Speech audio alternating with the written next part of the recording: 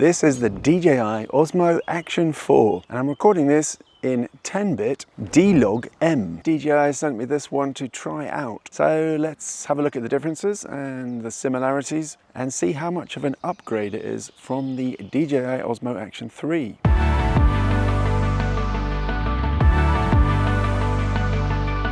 Going by appearances, there's nothing dramatically different. In fact, it looks pretty identical to the previous version. So they sent me the Adventure Combo Pack again.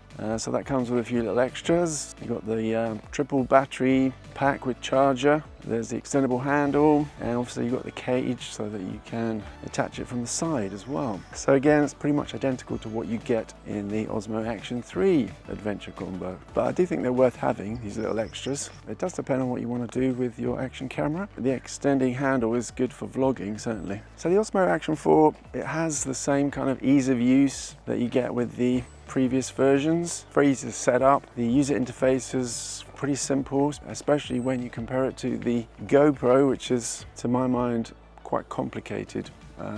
Changing settings and stuff. In fact, they seem to have even simplified things a bit with the Action 4. So anyway, we've got the same quick release magnetic mounting system as we had with the Action 3. So again, it's much quicker than the GoPro, where you have to keep unscrewing it and screwing it every time. You just have to release these catches. Just easy to dismount it, and if you want to change it to a different mounting setup or position. So if you put it in the cage, you've now got this sideways position. So that might be good if you're mounting it on a bicycle or something and you want to mount it from the side rather than from the bottom. And also the camera itself is magnetic, so you can stick it to something metal, maybe like a lamppost or whatever. So that can be pretty useful. You want to grab a video or a photo or something. So having this battery charger is really useful. It just makes it easier to keep all your batteries charged. Put all the batteries into the charger, plug it into anything like a phone charger type of stuff, and it will charge all three batteries simultaneously. Okay, let's stop. How long does each battery last? From DJI's testing, they say that you'll get up to 160 minutes from each battery, but that's if you're recording 16:9 at 1080p 30 frames per second at 25 degrees centigrade temperature. But if you move up in quality and you start recording 10-bit and 4K and maybe 120 frames per second or 60 frames per second, your battery's going to drain faster. Also, if it gets hotter, so if it gets above like 40 degrees, you're going to also see that the battery drains faster. Okay, so what's actually different to the Osmo Action 3? Okay, so the Action 4 has a 1/1.3 inch sensor, whereas the Action 3 had a 1/1.7 inch sensor. So it's a little bit of a difference there. And so the Osmo Action 4 has bigger pixels. And DJI say this is going to improve the low light performance of the camera. And it seems that DJI are so confident about this new sensor that they've actually dispensed with the whole HDR setting. And that's because they say that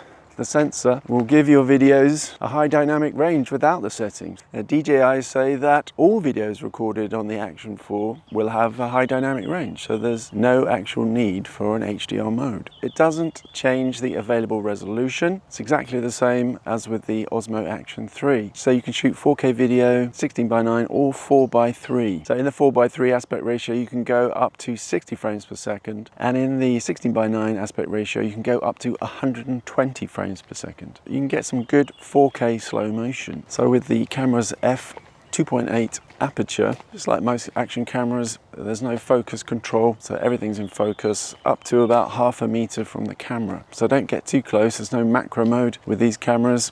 You need to stay at about 1/2 meter away if you want everything to be in focus.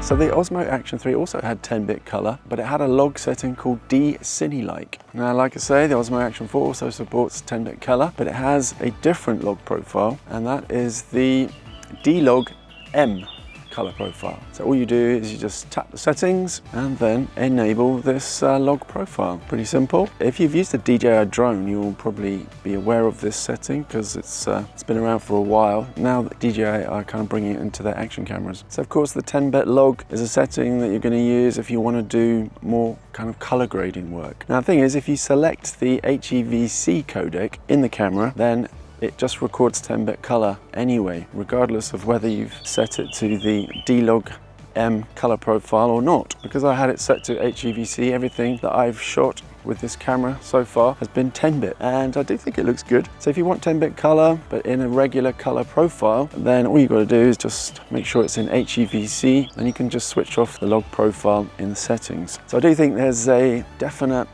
improvement in the dynamic range of the image quality compared to the Osmo Action 3. You can see that in the shadows the details are holding up, and at the same time the sky isn't blowing out. So that indicates that you're getting a pretty good dynamic range. If I turn around here, you can see the sky's nice and blue. It's not burning out, and yet you can still see things in the shadows. The shadows are not being crushed to black. That indicates we're getting a good dynamic range, the kind of thing you'd get with quite a high-end camera. And even with the regular profile in 10-bit, you're getting this nice wide dynamic range. So you're capturing the details in the shadows and in the highlights. So to my eyes, this is a really nice, well-balanced footage. So I tried to get some low light shots this morning during sunrise. I was up like 5 a.m, so I thought I might as well go and test out the low light capabilities of the Action 4. So first of all, I tried it in auto, but I didn't like the way the ISO was really pushed up. So you can see from this clip, it's way too bright, and it looks like it's trying to make it look like daylight when it's actually sunrise. So it's sort of semi-nighttime. It's not authentic to the shot, and it destroys the sunrise, and also it adds a ton of noise, so the image starts breaking up. But once I switched to the manual mode, I was able to set the ISO and shutter speed manually, and then I got a much nicer picture. There's less noise, and it actually looks pretty close to how it looked in reality, with the sun coming up over the horizon. So the same as with the Action 3, when you switch to the ultra wide setting, the Action 4 has a 155-degree field of view. So that's a little bit wider than the GoPro, which has a maximum field of view of 151 degrees. There's not much in it, but just a slight wider field of view. So if having the widest possible field of view is important to you, then you might want to consider this over the GoPro.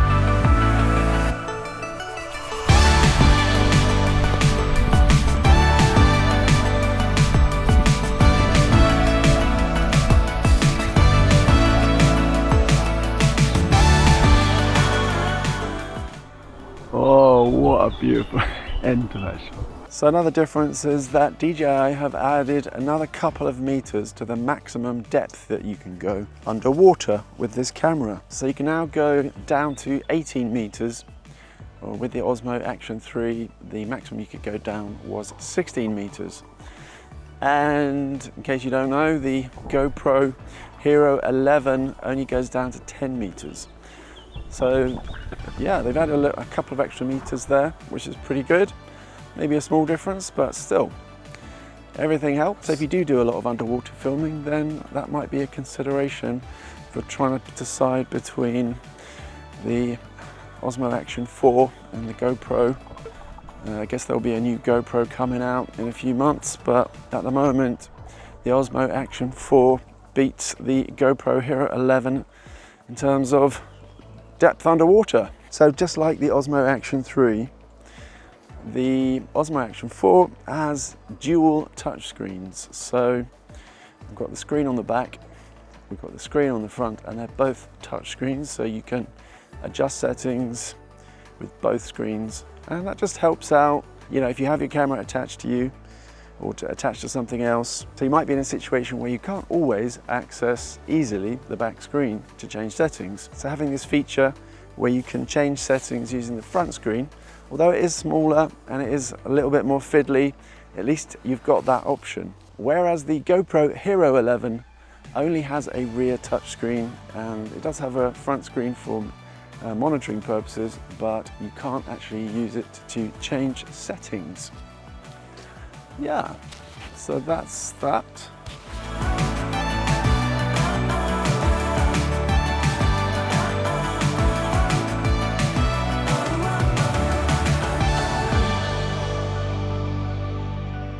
So there's a couple of other new features for the Osmo Action 4. There's a vivid underwater setting.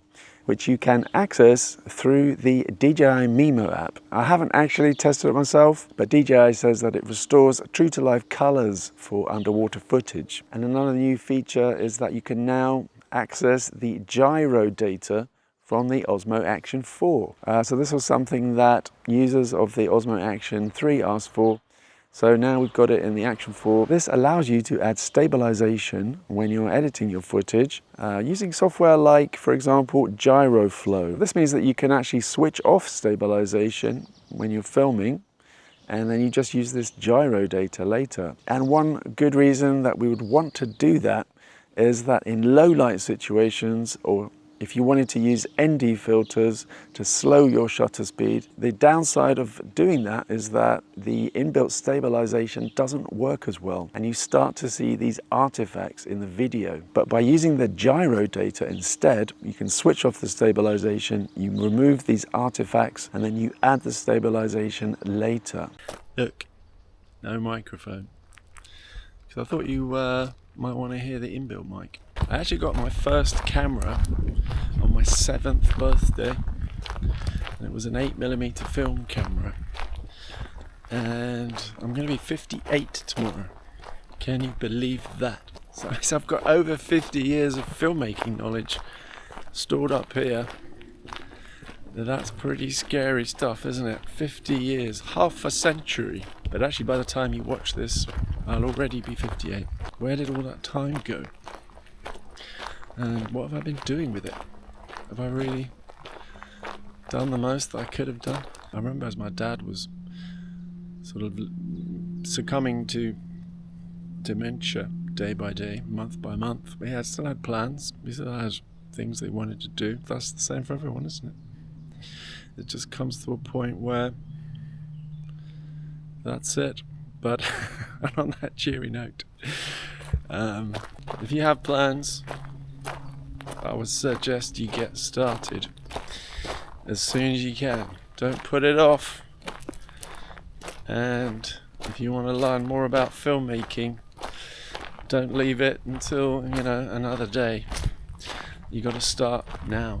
So that's it really for this video, and I'm going to do a longer tutorial for this camera in the future. But apart from that, that's it from me, and I'll see you in the next video that I see you in.